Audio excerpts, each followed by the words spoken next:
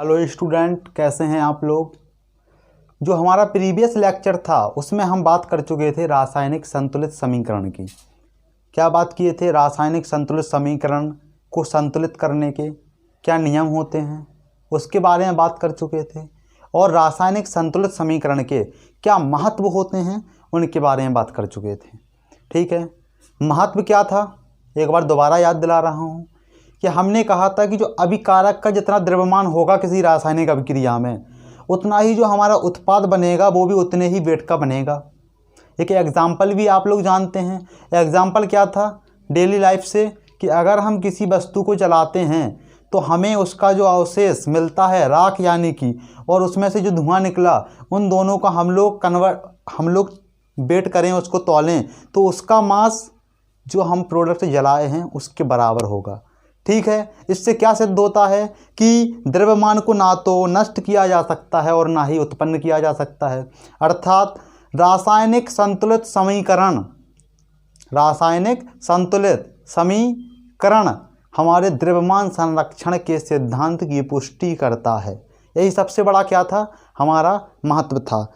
अब आज जो लेक्चर है वो क्या है कि हम आपको कुछ कंपाउंड के नाम सिखाएंगे कि नाम उनका किस हिसाब से हम लोग क्या करेंगे, देंगे।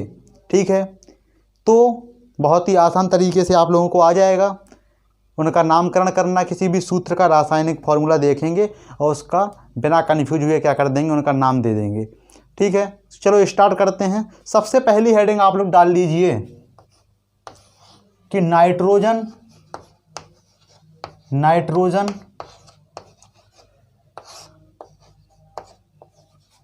तथा ऑक्सीजन के संदर्भ में, किसके संदर्भ में, ऑक्सीजन के संदर्भ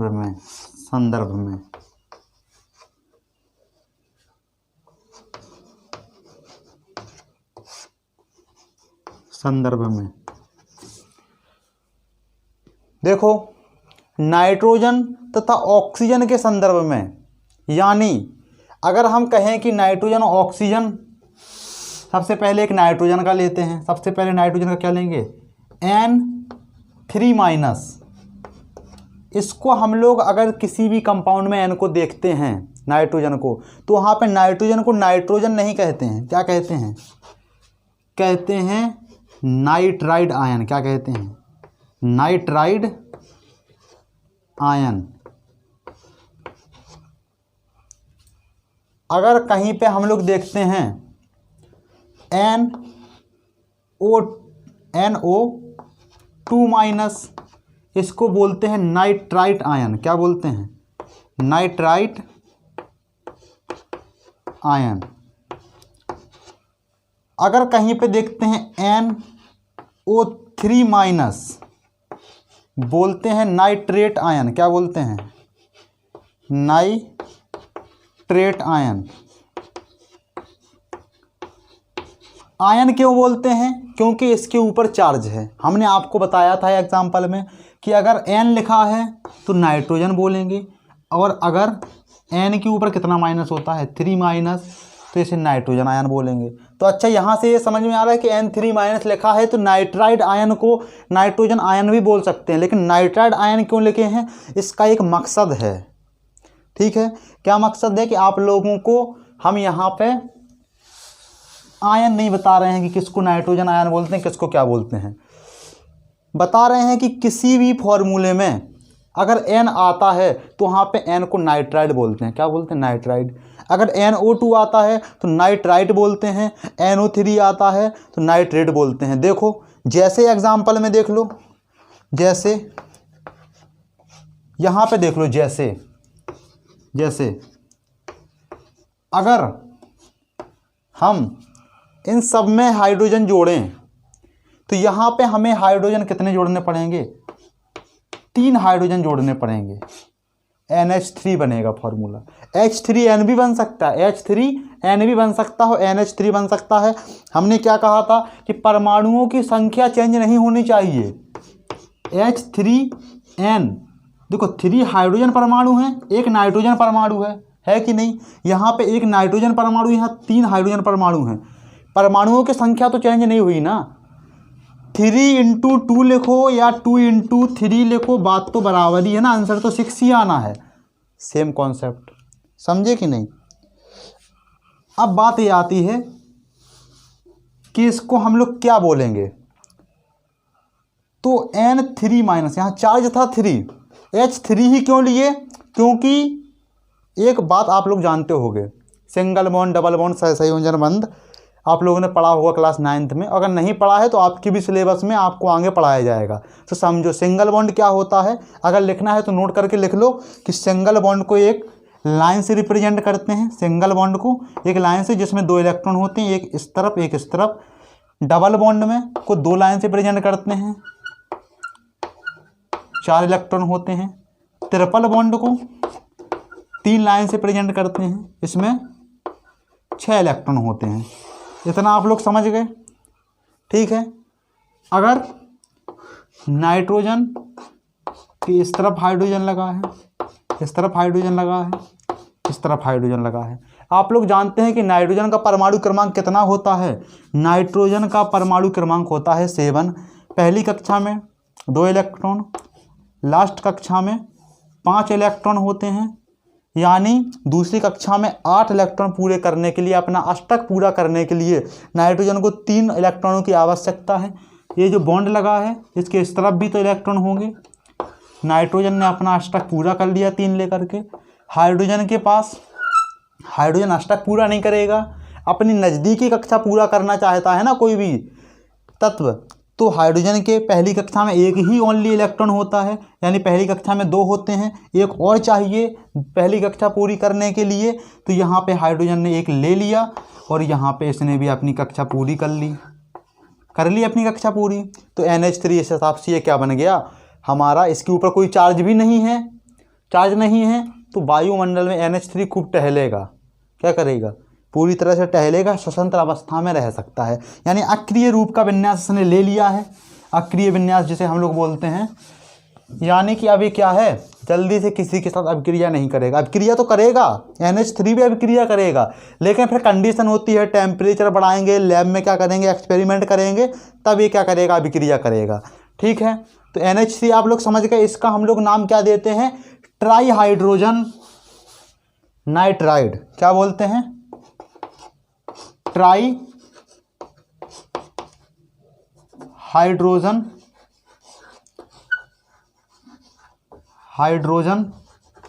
नाइट्राइड।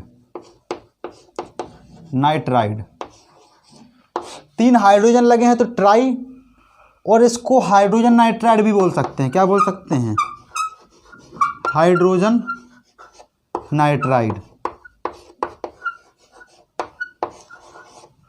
लिख लीजिए इनको, ट्राई हाइड्रोजन नाइट्राइड और हाइड्रोजन नाइट्राइड दोनों किसको बोलते हैं, हम लोग इसको बोलते हैं, ठीक है, NH3 को।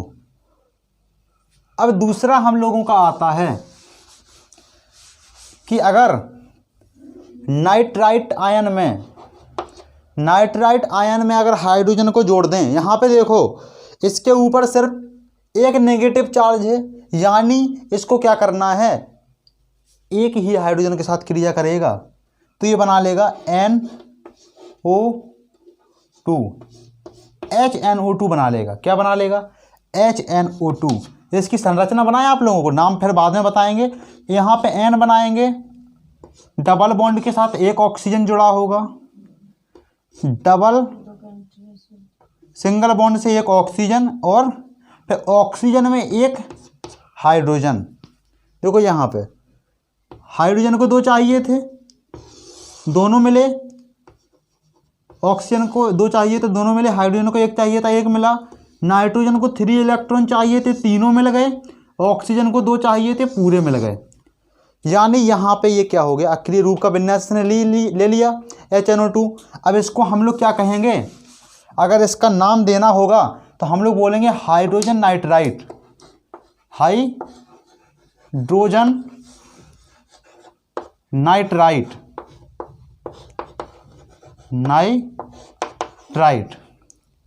इसका देखो इसमें भी एक नेगेटिव है, तो इसको में ही हम लोग हाइड्रोजन जोड़ेंगे तो बन जाएगा HNO3। देखो नाइट्रेट आयन है ना, यहाँ नाइट्राइट था, नाइट्राइट आ गया, यहाँ नाइट्राइट था, आया था हाइड्रोजन नाइट्राइड और ट्राई हाइड्रोजन नाइट्राइड, HNO2 बना। तो इसे हम लोग क्या कहेंगे, हाइड्रोजन नाइट्रेट। क्या कहेंगे, हाइड्रोजन नाइट्रेट। ये बात आप लोग समझ गए, ठीक है। इसको आप लोग लिखो और आगे बढ़ते हैं।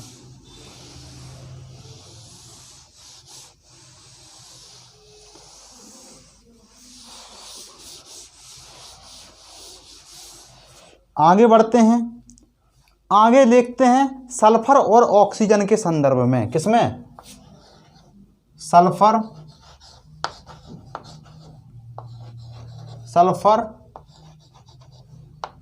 और ऑक्सीजन, और ऑक्सीजन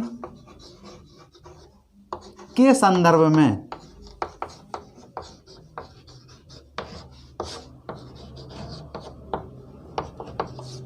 सल्फर और ऑक्सीजन के संदर्भ में हम लोगों को बताना है। तो क्या बनता है, सल्फर का परमाणु क्रमांक क्या होता है, पहले तो ये बताइए। सल्फर का परमाणु क्रमांक होता है 16, जानते हो आप लोग। जब 16 होता है तो अगर देखें के, एल, एम और एन, के में 2 इलेक्ट्रॉन, एल में 8 इलेक्ट्रॉन, 2 8 10, एम में 6 इलेक्ट्रॉन, हो गए पूरे 16। यानी कि हमने ये भी बताया था कि अपनी नज़दीकी कक्षा पूरी करना चाहता है इलेक्ट्रॉन।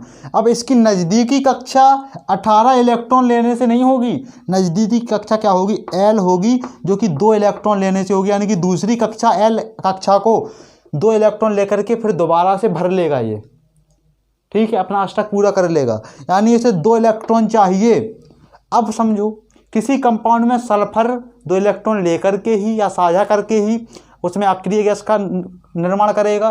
तो यहाँ पे S2-, क्या लिखेंगे, S2-। सेम उसी तरह कॉन्सेप्ट है इसका, नाइट्रोजन और ऑक्सीजन के संदर्भ में जो था सेम उसी तरह यहाँ पे भी है। तो यहाँ पे हम सीधे सीधे लिखते जा रहे हैं सल्फाइड आयन,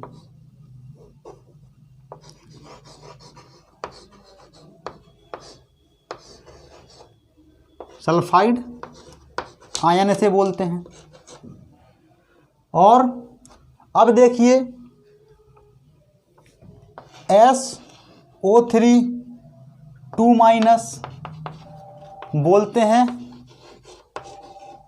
सल्फाइड आयन, और SO4-2- बोलते हैं सल्फेट आयन। क्या बोलते हैं, सल्फेट आयन।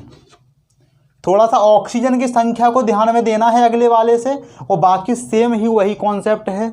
यहाँ पे देख रहे हो S2- लगा है, सल्फाइड लगा था, वहाँ पे N3- लगा था। अब वो उसके परमाणु क्रमांक के ऊपर यहाँ पे वो प्रॉपर्टी बदल रही है। आप लोग जानते हो सल्फर का 16 होता है, नाइट्रोजन का 7 होता था, उस हिसाब से था। तो यहाँ पे सल्फाइड आयन IDE लगा है, सल्फाइड आयन ITE लगा है, सल्फेट आयन ATE लगा है। अब अगर हम इसको हाइड्रोजन के साथ क्रिया कराएं सबकी, तो क्या बनेगा, क्या बनेगा, अगले से अलग बनेगा। यहाँ पे क्या करना है, 2- लगा है, यहाँ पे अगर एक हाइड्रोजन जोड़े तो HS-1 बन जाएगा, बनेगा कि नहीं। जब 2 हाइड्रोजन लगाएंगे तब तो ये पूरा अक्रिय लेगा। अगर हम कहें इसको बन ना भी लगाओ, क्योंकि बन अगर नहीं लगाते हैं, अगर एक अकेला आवेश होता है तो बन नहीं लगाते हैं, तो HS को अगर हम लोग कहें तो क्या लिख सकते हैं, हाइड्रोजन सल्फाइड आयन। हाइड्रोजन लगा देंगे, सल्फाइड का सल्फाइड लिखेंगे, सल्फाइड लगा देंगे। एक बात और समझो, अगर हमने यहाँ पे H2 लगा दिया तो दो यहाँ पे नेगेटिव चार्ज है, अक्री ले लेगा, श्वसंत अवस्था में घूम सकेगा। तो अब दो हाइड्रोजन लगे हैं तो इसको हम लोग कहेंगे डाई हाइड्रोजन। क्या कहेंगे? Di hydrogen sulphide. सल्फर की संख्या एक है तो सल्फाइड ही कहेंगे, डाई हाइड्रोजन सल्फाइड। ठीक है। SO3 लगा है, एक हाइड्रोजन लगाएंगे तो हाइड्रोजन सल्फाइड आयन, दो लगाएंगे तो di hydrogen sulphide ion. SO4 है तो यहाँ पे एक हाइड्रोजन लगाएंगे तो क्या बनेगा? Hydrogen sulphate ion. अगर दो लगा देंगे तो डाई हाइड्रोजन सल्फेट आयन बन जाएगा। ठीक है, सेम यही कॉन्सेप्ट था, समझ गए आप लोग। अगला देखते हैं,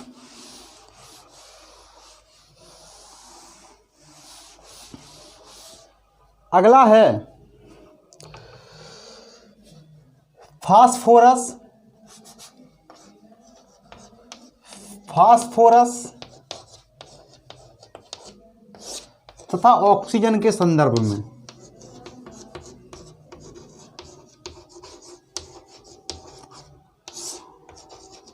ऑक्सीजन के संदर्भ में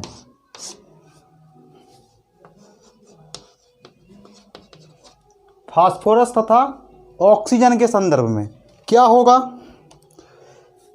सबसे पहला होता है P3-, दूसरा होता है PO3-, तीसरा होता है PO4-। यहाँ पे समझो, इसके पहले वाले की तरह सेम है। फास्फोरस का परमाणु क्रमांक कितना होता है? 15 होता है। पहली कक्षा में 2 इलेक्ट्रॉन, दूसरी कक्षा में 8 इलेक्ट्रॉन, 2 8 10 हुए। तीसरी कक्षा में 5 इलेक्ट्रॉन, अष्टक पूरा करने के लिए 3 इलेक्ट्रॉन और चाहिए। नाइट्रोजन वाला केस है। किस वाला केस है? सेम नाइट्रोजन वाला केस है। यहाँ पे देखो C3- लगा है तो यहाँ पे हम लोग क्या कहेंगे? फॉस्फाइड कहेंगे। क्या कहेंगे? Phosphide ion.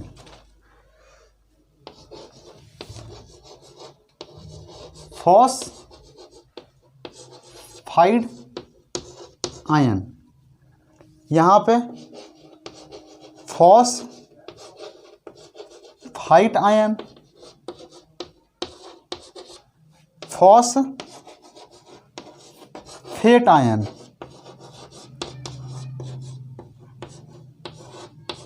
बात समझ में आई? IDE लगा है फॉस्फाइड आयन, ITE लगा है फॉस्फेट आयन, फॉस्फाइट आयन, और फॉस्फेट ATE लगा है। अब हाइड्रोजन के साथ क्रिया अगर करवा रहे हैं, इसकी देखना सेम कंडीशन वही है। हाइड्रोजन के साथ क्रिया करवाएंगे तो यहाँ पे 3 हाइड्रोजन लगाएंगे, PH3 बनेगा, ट्राई हाइड्रोजन फॉस्फाइड। क्या बन जाएगा? ट्राई हाइड्रोजन फॉस्फाइड या हाइड्रोजन फॉस्फाइड बन जाएगा। हमने क्या कहा था? अगर अकेला फास्फोरस है वो हाइड्रोजन, अकेला फास्फोरस वो हाइड्रोजन बनाएंगे, किस तरह की संरचना बना लेंगे? PH H और H। अष्टक पहली कक्षा पूरी। 3 चाहिए थे ना इसको, फास्फोरस को, इसका भी अष्टक पूरा। अष्टक पूरा हो गया। अक्रिय गैस का निर्माण कर लिया इन लोगों ने, अक्रिय गैस का रूप ले लिया। श्वसंत अवस्था से पूरे ब्रह्मांड में विचरण कर सकते हैं। चलो ठीक है, ये तो समझाने के लिए था कि PH3 बना करके। अब इसको हम लोग हाइड्रोजन फॉस्फाइड भी कह सकते हैं और ट्राई हाइड्रोजन फॉस्फाइड भी कह सकते हैं। देखो, अच्छा, हाइड्रोजन फॉस्फाइड कहना गलत बात हो जाएगी यहाँ पे। हाइड्रोजन फॉस्फाइड अगर हमने कह दिया तो गलत भी नहीं होगा और गलत भी होगा। क्यों? क्योंकि अगर हाइड्रोजन फॉस्फाइड आयन अगर हम लोग बोले हाइड्रोजन फॉस्फाइड आयन, तो कोई इस तरह भी तो बोल सकता है PH2- बोल सकता है कि नहीं। एक हाइड्रोजन इसमें जोड़ करके यहाँ से एक उसने चार्ज हटा दिया और यहाँ पे बोल दिया कि हाइड्रोजन फॉस्फाइड आयन। अगर कोई बोले डाई हाइड्रोजन फॉस्फाइड आयन, तो उसने क्या किया, PH2 लिया, यहाँ पे एक चार्ज लगा दिया, डाई हाइड्रोजन फॉस्फाइड आयन बन गया। समझ में आया कि नहीं? हाइड्रोजन की संख्या बढ़ा रहा है, वो डाई बोल दिया, 2 हाइड्रोजन लगा दिए, 2 हाइड्रोजन जुड़ने के बाद भी फॉस्फाइड में एक चार्ज बचा रहता है। वो जब चार्ज बचा रहेगा तो क्या होगा कि वो अक्रिय गैस की रूप का वो रूप नहीं ले पाएगा, और वो क्या नहीं हो पाएगा, श्वसंत अवस्था में विचरण नहीं कर पाएगा। समझ में आई ये बात? चलो ठीक है। तो इसीलिए हम लोगों को ट्राई हाइड्रोजन फॉस्फाइड बोलना पड़ेगा। यानी इसके एग्जाम्पल में क्या बन जाएगा, PH3 बन जाएगा। सेम इसका भी यही कॉन्सेप्ट है, एक हाइड्रोजन लगाएंगे तो बन जाएगा hydrogen phosphide ion. Phosphide ion बन रहा है यहाँ पे, फाइट, यहाँ पे आइड, आइड, इसको डिफरेंस में लेना है। PHO2 PHO3 2 माइनस लगा देंगे, एक हाइड्रोजन जोड़ रहे हैं, 2 हाइड्रोजन जोड़ेंगे, PHO3 2 माइनस हो जाएगा, 1 माइनस हो जाएगा, और H3PO3 बनाएंगे तो ये चार्ज हट जाएगा। H3PO3 बनाएंगे तो ये चार्ज हट जाएगा। यानी इसने अक्रिय रूप का गैस का रूप का ले लिया, ये पूरे ब्रह्मांड में स्वतंत्र रूप से क्या करेगा, विचरण करेगा, और आयन नहीं होगा।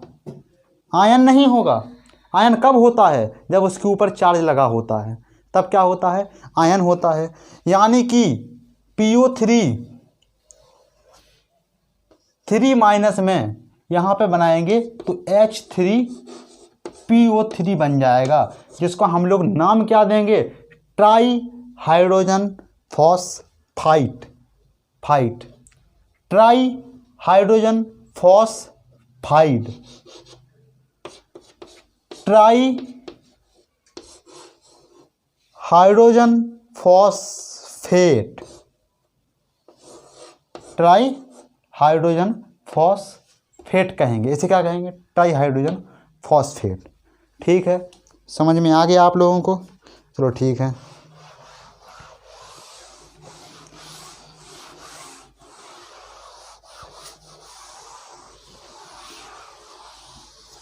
अब आगे देखते हैं। अब देखो क्लोरीन तथा ऑक्सीजन के संदर्भ में, क्लोरीन तथा ऑक्सीजन के संदर्भ में थोड़ा सा स्पीड बढ़ा रहे हैं। ऑक्सीजन के संदर्भ में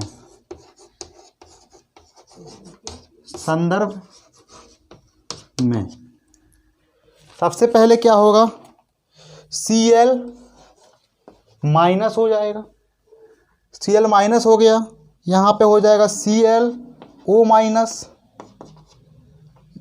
ClO2 minus, ClO3 minus, ClO4 minus.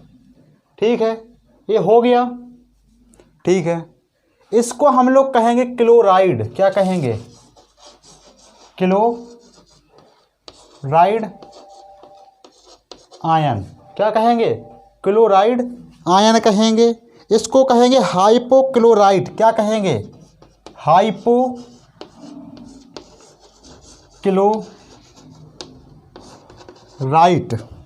क्या कहेंगे, हाइपोक्लोराइट। इसको कहेंगे क्लोराइट। क्या कहेंगे इसको, क्लोराइट। और इसको क्या कहेंगे, क्लोरेट। क्लोरेट। क्या कहेंगे इसको, क्लोरेट। और इसको कहेंगे पर क्लोरेट। क्या कहेंगे इसको, पर क्लोरेट।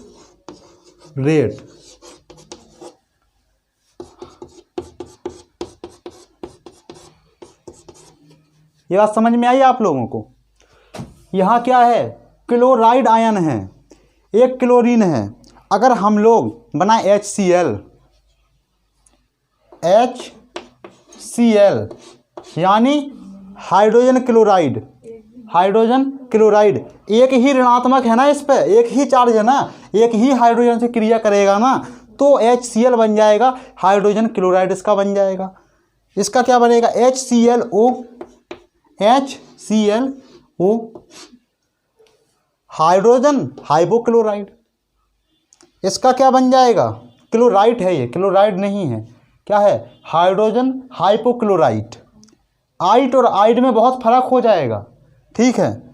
दूसरा क्या बन जाएगा, तीसरा HCl, क्या लिखा है, O2, क्या बन जाएगा, बन जाएगा हाइड्रोजन क्लोराइड, हाइड्रोजन क्लोराइड। यहाँ क्या बन जाएगा, hydrogen chlorate, HClO3, hydrogen chlorate.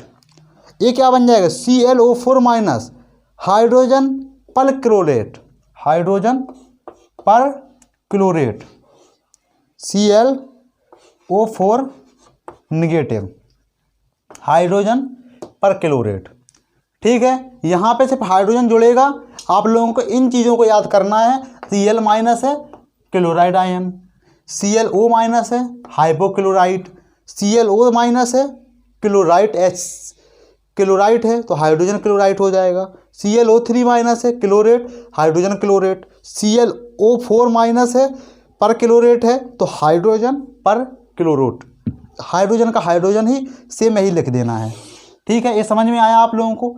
अब हाइड्रोजन की तरह ही, इसके क्लोरीन की तरह ही सेम गुण उत्पन्न करते हैं हमारे आयोडीन और ब्रोमीन, आयोडीन और ब्रोमीन। अगर हम यहाँ पे ब्रोमीन लिख दें तो क्या आप लोग कर लोगे, Cl की जगह ब्रोमीन लिख देना। देखो थोड़ा सा किए दे रहे हैं, VrO minus, Vr minus, VrO2 minus, VrO3 minus, VrO4 minus. Chloride की जगह ब्रोमाइड हो जाएगा, इसको भी देखो, क्लोराइड की जगह ब्रोमाइड, ब्रोमाइड। हाइपोक्लोराइड की जगह हाइपोब्रोमाइट, हाइपोब्रोमाइट, ब्रोमाइट। क्लोराइड की जगह ब्रोमाइट, ब्रोमाइट, ब्रोमाइट। क्लोरेट की जगह ब्रोमेट, क्लोरेट की जगह ब्रोमेट, ATE। पर क्लोरेट की जगह पर ब्रोमेट, पर ब्रोमेट, ब्रोमेट, पर ब्रोमेट। अब अगर हम लोग कहें कि हाइड्रोजन के साथ क्रिया करा दो तो हाइड्रोजन के साथ क्रिया करा के क्या बनाओगे आप लोग, क्या बनाओगे, यहाँ पे बनाओगे HBr, क्या बनाओगे, HBr, HVRO, HVRO2, HVRO3, HVRO4। समझ में आ रहा है कि नहीं। देखो HBr को, HCl को क्या बोल रहे थे, हाइड्रोजन क्लोराइड, तो HBr को हाइड्रोजन ब्रोमाइड, HBRO को हाइड्रोजन हाइपोब्रोमाइड, HBRO2 लिखा है, ये क्या लिखा है, O2, HBRO2 को क्या बोलोगे, हाइड्रोजन ब्रोमाइट बोलोगे, ब्रोमाइट IT ही लगा है। ब्रोमेट को क्या बोलोगे, हाइड्रोजन ब्रोमेट बोलोगे, और HBRO4 को क्या बोलोगे, हाइड्रोजन पर ब्रोमेट, हाइड्रोजन पर ब्रोमेट, ठीक है।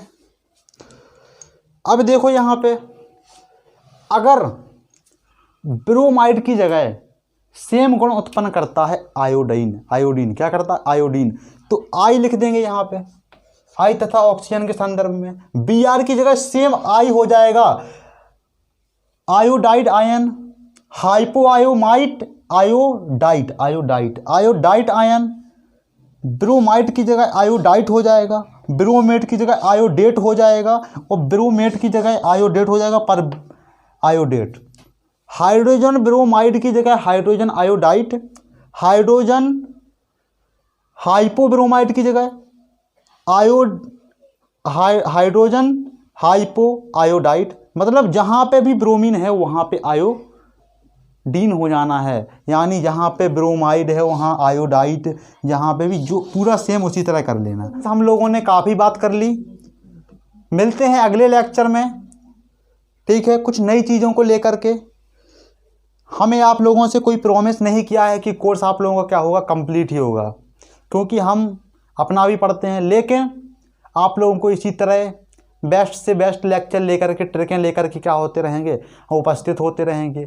मैथमेटिक्स की हम आप लोगों की गारंटी लेते हैं कि जेपी सर पढ़ा रहे हैं और वो आपका कंप्लीट करवाएंगे कोर्स, ठीक है, इसमें आप लोगों को बिल्कुल भी टेंशन नहीं लेनी है। तो बस आज के लिए इतना ही।